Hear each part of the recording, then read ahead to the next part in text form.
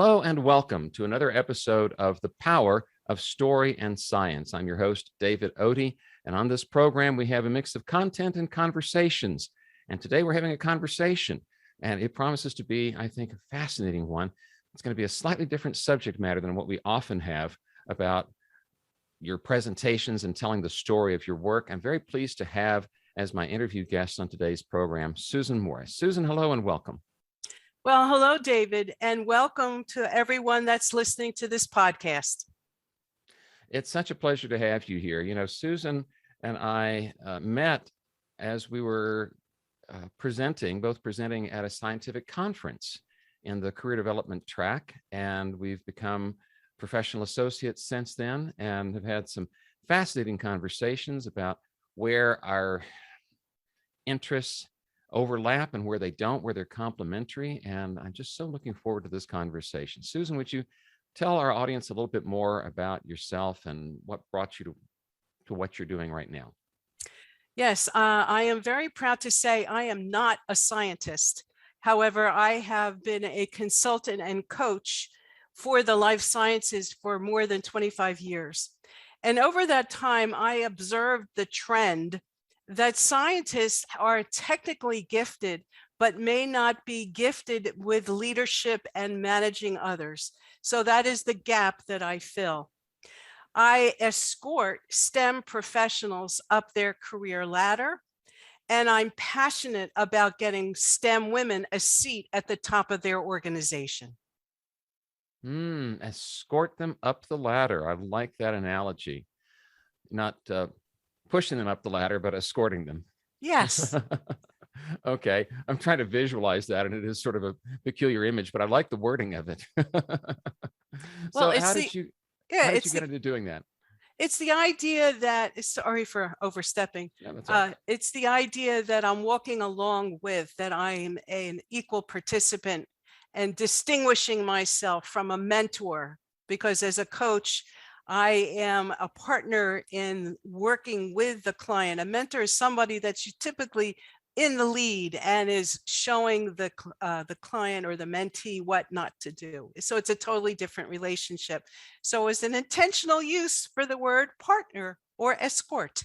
I like that because, you know, sometimes in some of the training that I do, some of the leadership training, I struggle to come up with a clear distinction between mentor and coach. Mm-hmm. It's one of those things, you know it when you see it, but sometimes I've had a hard time verbalizing it. So thank you for that. That's very helpful. How did you get into coaching? I had two clients, two women that were PhDs, one in chemistry and one in PK. And the two of them were not getting along, and their not getting along was really hurting the small biotech where they worked. I worked with both of them, and after the resulting of our working together, they figured out they had to collaborate. And they said to me, you know, we've been successful in figuring this out, Susan, you should be a coach. And I say, a coach? What's that?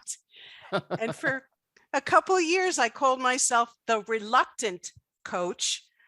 And then I finally went and did the training, and now I'm a very excited coach. Very excited coach. Okay. So when you coach, describe to me your typical coaching client. Some of my coaching clients come to me because they're stuck. They are not getting ahead in their careers.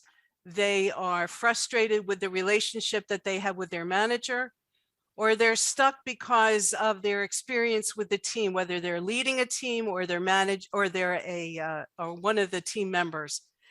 Another type of client is one who really is ambitious. They're not stuck. They know exactly where they want to go in their career.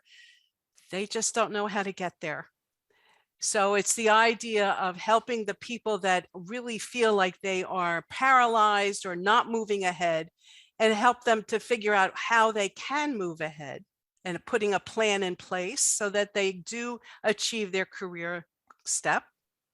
And for the other group of clients, it's again, trying to figure out what's their life purpose. Why are they here? What are they given? What hunger are they given to feed? And once we figure out life purpose, then everything else falls into place. And again, it becomes a planning process. Mm. There was a time in my life, not quite 20 years ago, when I really wish you had been around. Because I went through a period of being very stuck. And I had left one career in broadcast. Well, this is actually before I left my career in broadcast engineering. I left a job. And it was the one time in my career I left a job without a clear idea of what my next step was going to be. And I had to figure out what I was going to be when I grew up. And that's challenging for a trained professional in my 40s. And so I can certainly relate to the people that you've helped become unstuck, because I had to put a lot of work into that. You've carved out a niche for yourself working with STEM professionals. Mhm. Is that because of the particular need, the gap that you saw in that professional area? Yes. I know that STEM professionals are highly educated. And what's interesting to me is that they are scientifically and technically expert. They have all of this incredibly complex and difficult science that they can talk about and perform these experiments and give us the vaccines and tests for COVID. Yet when it comes to managing others, when it comes to building relationships, when it comes to collaboration, scientists are often expected to know this because they're so bright, because they're so excellent. And that expectation sometimes can be a real way to undermine their belief in themselves, because some people really can admit, I've never been taught how to delegate. I've never been taught how to manage. I've never been taught to give a performance conversation. And that's where I step in to try to help. I can relate to that. I really can, because there was a time in my career that led to my leaving a job and feeling stuck when I was in over my head managing a project that I did not have the tools and the training to manage well. And I managed it poorly. And by the time that was all done, I wasn't sure who I was anymore if I wasn't that smart, educated, highly trained guy who could figure it all out. But it was unrealistic of me to expect that I could just figure out on my own this body of knowledge that project managers had put together for decades. And yet I just had that expectation of myself, and I thought everyone had that expectation of me, that I could just figure it out. It's one of the hardest things for STEM professionals to say, I don't know. It's very hard to ask for help. It's very hard to admit that they are not omnipotent. And once I can work through the fear of not being all-knowing, then we can make some progress. But boy, oh boy, is that a big admission for some folks. How do you help people get to that point? We talk about it in terms of perfectionism. Oh, you're speaking my language now. Yeah, now I know we're opening that Pandora's box. Oh, we are. We are. And I can tell you this story of one of my clients who was a perfectionist. This was a woman who, again, was a lab leader. And for her whole life was her job. In fact, not only was her whole life her job, but she lived an hour away from the job and rented an apartment 10 minutes from the job site. So what she would do is that during the week that she would live in the apartment so that she could be constantly in the lab or run back to the lab whenever something was going wrong at the lab or she got an alarm. And she did this year in and year out. Wow. Because she needed to be in control. She needed everything to be perfect. And guess what happened? She had perfect. No, she got cancer. Oh. Her body gave out. She became burnt out. She was overstressed. She got, you're not going to be surprised. Her husband divorced her because it was all about the job and perfectionism, being in total control. Isn't that sad? It is sad. It truly is.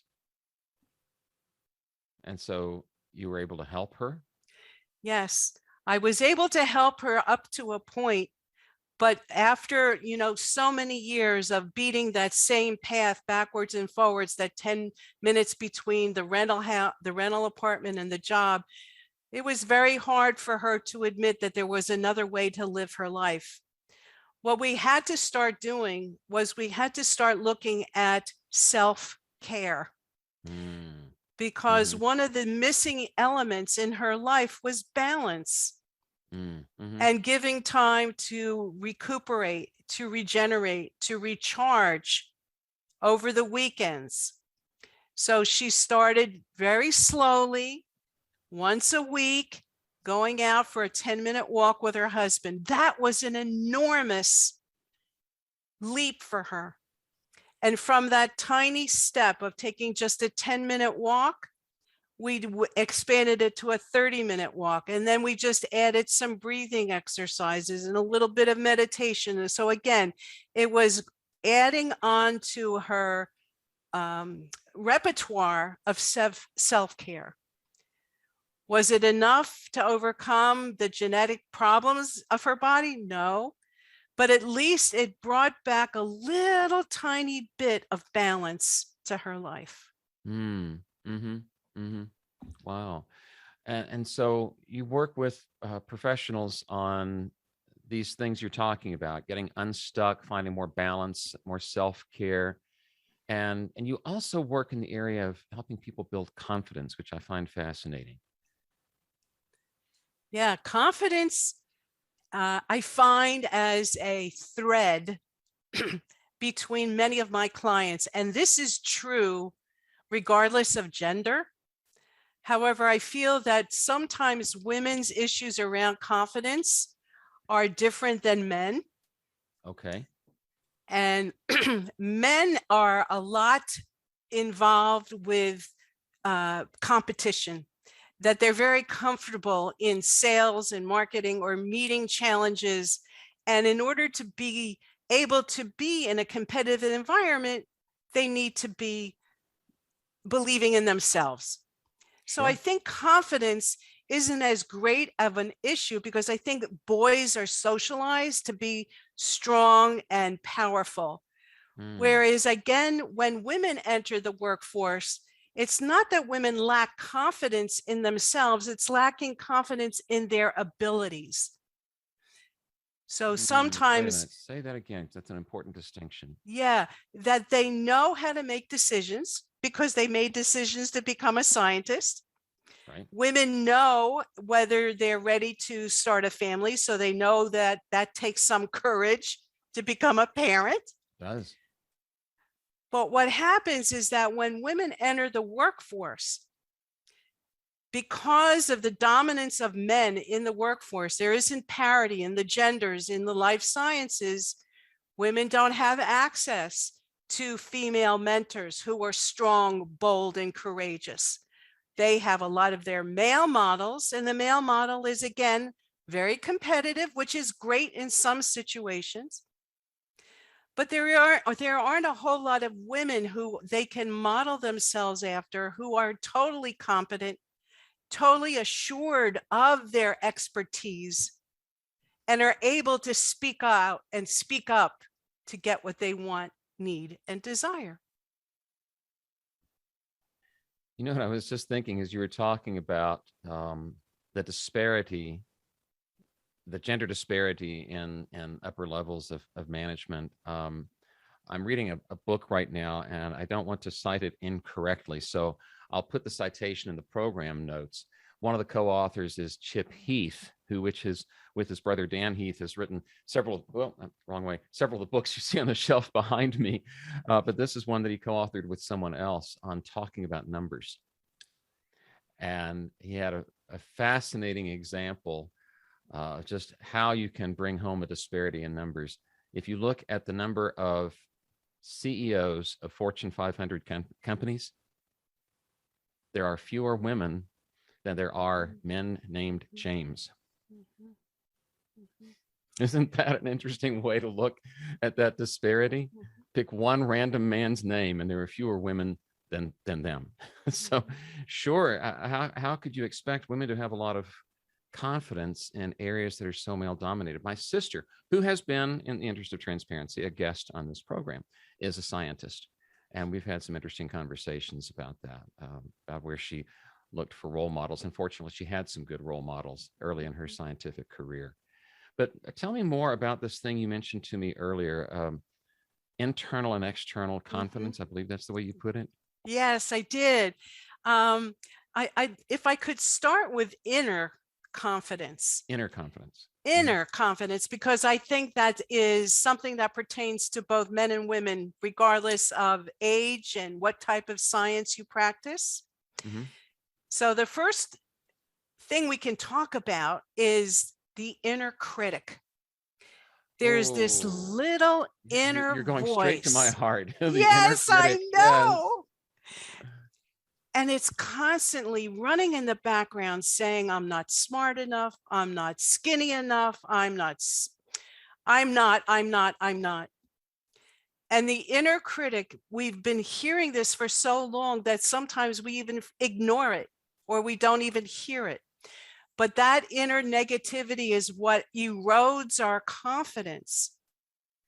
It's what shoots us ourselves in our foot, because it's undermining our belief in ourselves. Yeah, absolutely. And I can think of a time when I was struggling with depression and not knowing where to take my career next, when I know that inner critic was dominating the conversation. Yeah. I had to learn how to talk back to my inner critic and reclaim some of my belief in who I was. Yeah. Here's another idea.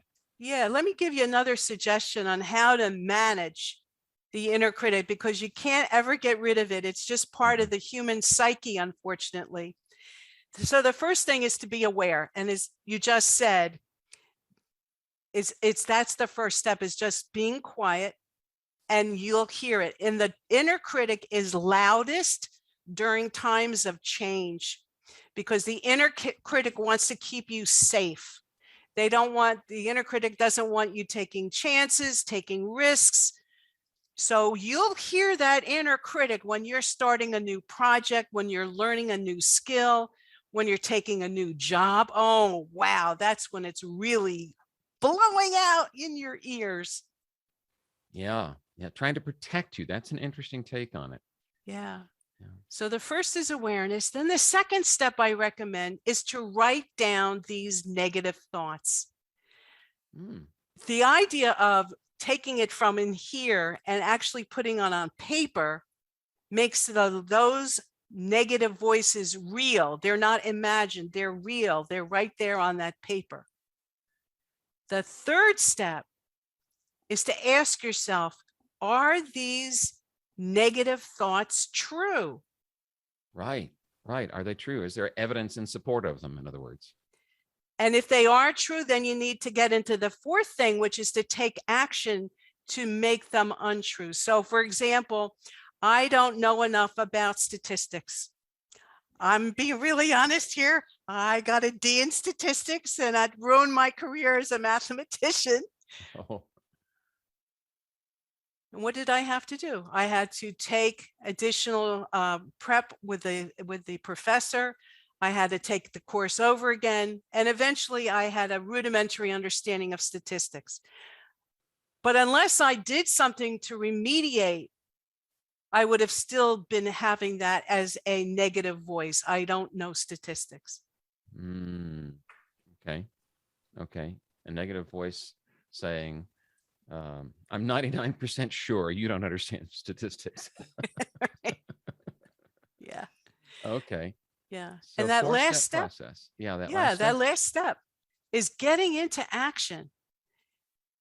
I think a lot of times our inner critic keeps us paralyzed, keeps us frozen in doubt.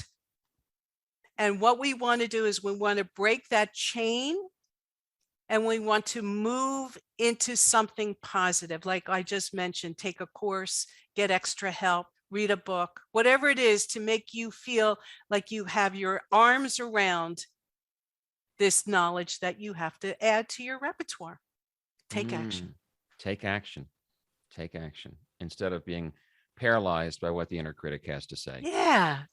Yeah, I've been there. I've been paralyzed by that. Yeah. Wow. So that's the inner confidence. And there's also the outer confidence. Yep. We're going to talk about outer confidence, our body and our body language. But David, you and I are going to have some fun. Are you ready to have some fun with me? Okay, I'm ready to have some fun. It sounds like you're going to give me something to do here. Yeah. So the idea is that our outer confidence and the way we hold our bodies sends a message to our brain, and then our brain tells us that we are confident. So there's a very tight connection between how we feel about ourselves and how our body is aligned or not aligned. Sort of that gives us the loop there, right? I'm sorry, I interrupted you. That gives us this feeling that we are worthy and we are powerful. So David and I are going to do this thing together, and I hope this works great. Okay. This is now, keep based in mind on, there will be people who won't see us; they'll only hear us on the podcast. When you That's describe fine. whatever is going on visually. Okay. This is based on the work of Professor Gruenfeld from Stanford University, done in 2014. And there's 3 steps to this little exercise.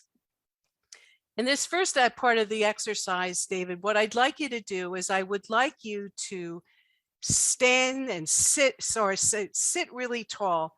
Keep your back really straight. Pull your shoulders back.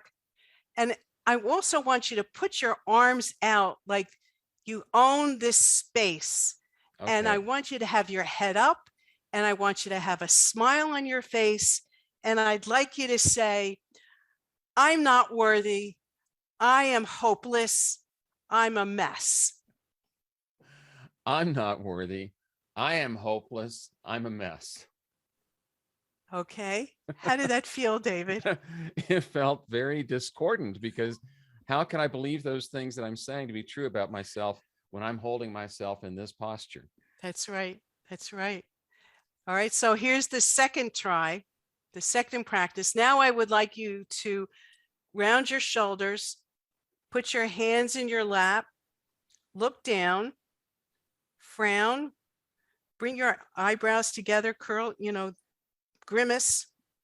And now I'd like you to say, I am worthy. I'm on top of the world. I am terrific. I am worthy. I am on top of the world. I am terrific. Now, how do you feel, David? And that felt just as disconnected. Okay. Sure. The words and what my body was doing were just in different places.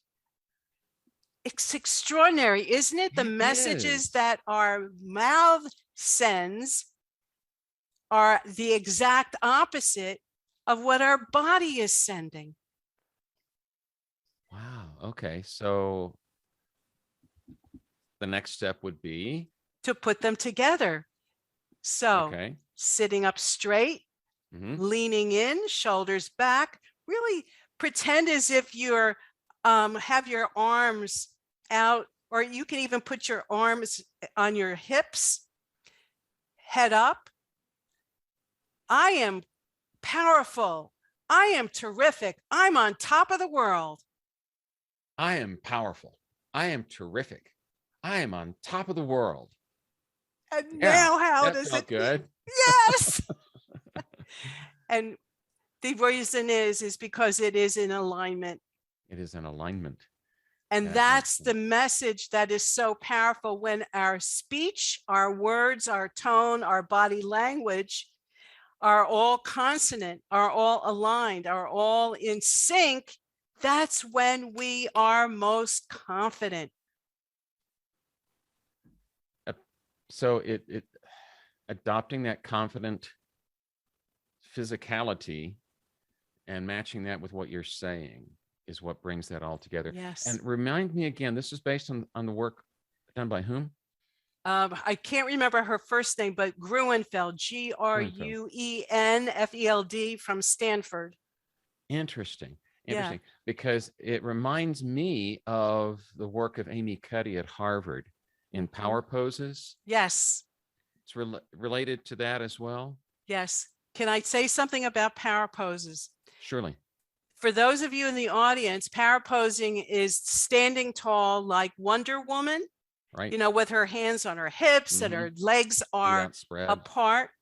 The reason why that is a power pose is because of the triangles. The triangle is the strongest geometric form. So there's a triangle between her arms that are on her hips and a triangle between her legs. For those of you that don't know who Wonder Woman is, a more contemporary vision is Rocky on the steps of our beautiful new Philadelphia Art Museum. So he's standing again with his legs apart and his arms up in the air like this, forming another triangle. So if you can keep that in mind when you're thinking about a power pose, and it could just simply be putting your hands on your hips, keeping your legs wide apart, that'll make you come off as confident. And so is this a pose you would recommend someone adapt when they're coming up to the front of the room or up on a stage to give a presentation? Or is that something they would do before going on? Absolutely. Do it in the bathroom. Are you kidding? People hysterical. So you get that rush of, yes, what would it be, endorphins or something? Yes, it's the idea. It's one of the really basic tenets about being confident is being planful and prepared. So if you know you're going into an important meeting, or you're going into a crucial conversation, or you're making a presentation, the way that you can be powerful and confident is that little 30 seconds before you go in, bring your shoulders back, take a deep breath, think of yourself as I've got this. And then your body and your mind are in sync and you go in and you kill it. Body and mind in sync. Wow. And I can tell you that I experienced that in that little exercise that we did, that those words only made sense when they were in sync with what I was doing with my body. That was powerful. Thank you for sharing that. Yeah. Yeah. Go ahead. I was going to say virtually, it can be a bit of a challenge. I have a couple of suggestions for virtual confidence. Okay, please. So one of the things that we can do is that when we are in a Zoom meeting, obviously the number one killer is multitasking. Please. I even turned off my phone, which I never do, to have this podcast with David. The second thing is look into the camera.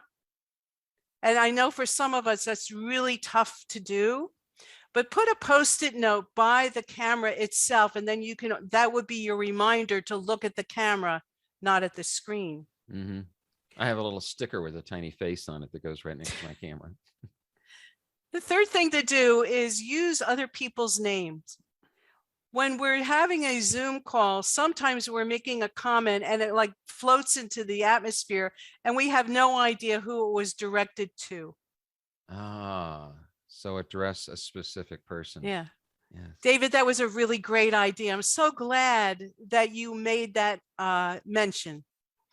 It's more Susan, powerful I'm so glad than you brought all of these ideas to the show today. Yeah. Go ahead. Yeah. I interrupted you. Yeah. And another one is leaning in and sitting on the edge of your chair. Those are two posture suggestions that really, again, show that you are in the conversation, that you're not sitting back, you're not doing any of these kinds of things. With arms crossed for those who couldn't Yeah. see it. Right. And let me give you my last one. Here's another story.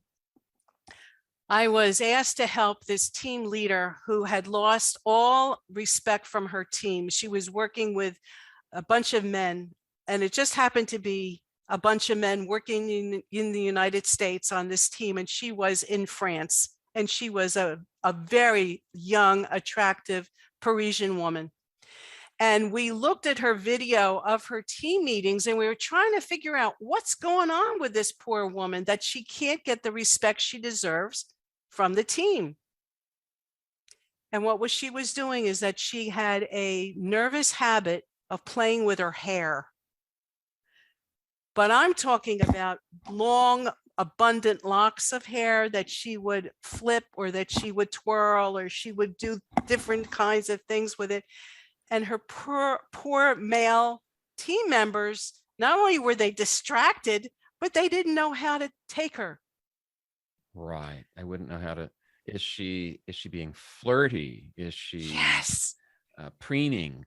Yes. Yeah. Mm-hmm. So once she got that feedback, and once she saw herself and she began to say, now I understand, she put a scrunchie on, and that took care of most of the problems. Obviously, she had to reestablish her rapport with the team, but at least she didn't have this nervous habit. I've seen other nervous habits of people clicking pens. I've seen other nervous habits of people looking away, petting their dogs. So be aware that anything that you're doing to distract in a Zoom or a team meeting call can send a message that you're not confident. You've seen me do my frequent tick. I touch my face a lot. Is that something that I should be more attentive to when I'm on camera? It would help. I've seen that as sitting on your hands, holding a pen, holding a glass of water, anything to give your hands something to do other than this stuff. Interesting. Now, in the case of that woman, what would you say to someone who said, well, to get the attention of the men, she had to, by pulling her hair back, she had to, I don't know, almost defeminize herself somehow. She had to break the habit of when she got nervous of touching her hair. Okay. So what we had to do is we had to work on her self-esteem. We had to work on her believing in her ability to lead this team. So we had conversations, obviously, with me coaching her alone, but we also had conversations with her and her boss, because it was obvious that she didn't believe that her boss thought she could do this job of leading this complex team. And once the boss began to say, no, I'm trying to remember her name. I think her name was Natalie, I really know that you've got this. I have complete confidence in you. So those combined efforts for her to realize that she had the skills, that she had her boss who believed in her. She had a coach who was going to work with her on how she can reestablish her leadership with the team. And she turned it around. Wow. That's a terrific success story. I'm so glad you shared that with us. So the thoughts that we're leaving the audience with today are the steps you can take to work on your inner confidence, and the physicality of displaying your outer confidence. What a great message. Susan Morris, thank you for being on the show with me today. May I end by inviting anyone on this call or listening to this podcast, if you'd like to engage with me, my email is susan@susanmorriscoaching.com. I'd be very glad to chat with you and to see how I can help escort you up your career ladder. I'm sure we have people that would be delighted to have such an escort. Susan at susanmorriscoaching.com. Well, thank you for being on the show with me today, Susan. It was such a pleasure getting acquainted with you through the conference where we both spoke, and looking ahead to some joint programs that we're working on presenting to that client. So I know we'll be talking again soon. I am David Otey. This is The Power of Story and Science. If you'd like to follow up with me, one way you can do that is go to the home page of this program just by typing in storyandscience.com. That will take you to the home page of the program, which is actually a page on my website. From there, you can reach out to me as well.